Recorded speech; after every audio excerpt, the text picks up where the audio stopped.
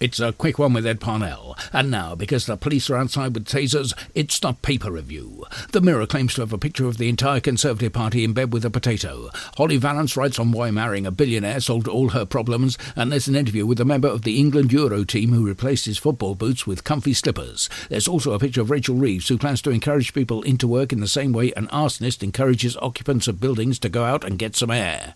The Independent leads with the story that Penny Mordaunt may be a genius with a butter dish. It also covers the outbreak of muttering at the Euro 2024 croquet tournament, and Helen Coffey asks what is the etiquette for climbing out of a restaurant toilet window during a date. Can someone tell me urgently, please? This match is giving me the willies.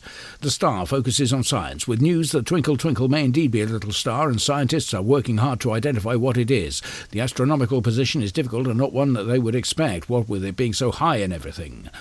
The Times urges Rishi Sunak to go and kick Keir Starmer in the knees. There's coverage of the inside of the International Ironing Championships in Berlin and how the Premier League plan to save money by screening repeats at stadiums. The Daily Mail says Keir Starmer is possibly more evil than Stalin, and says once Labour attain power they will destroy all those you love and everything you hold dear, and if you haven't either of those they will provide you with them just to see you cry as they crush them under their merciless boot.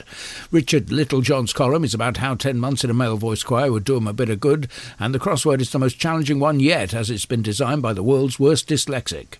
The Telegraph claims that Labour's net zero is in fact a soft drink and not the plan to save the environment. They also criticised Labour's plan to build affordable housing out of Lego, and NATO is to abandon nuclear arms in favour of plates filled with creamy foam.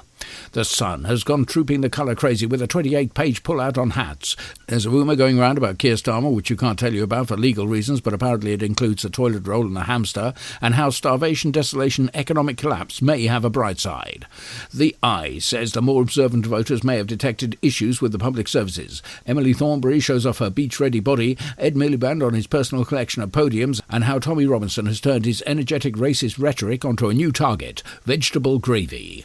The Financial Times is headlining that stocks are where the smart money is, and how the CEOs of tech companies are the most handsome and well-endowed, and how, after showing innovation and altering the very fabric of how we live as a society with their inspirational and indispensable devices, they are beating them off with a shitty stick. The Metro reports on a man who doesn't like football, will go along because his mates are, and Gordon Ramsay is reported to be shaken up after dropping a croissant on his foot.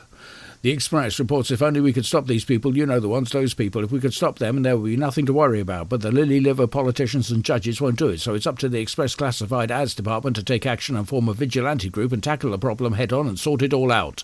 Also, Vanessa Feltz writes about yogurts she has enjoyed. The Guardian has a feature on why Keir Starmer is in fact the Lord Returned, and defends taxpayers funding a statue of him 5,000 miles high, and say it would be fitting to celebrate this colossus of wisdom and prudence. There's a list of the King's birthday disparagements, and how up until now, with the advent of AI, most free-form jazz was impossible to hum. Those are your papers. Today you must walk like an Egyptian.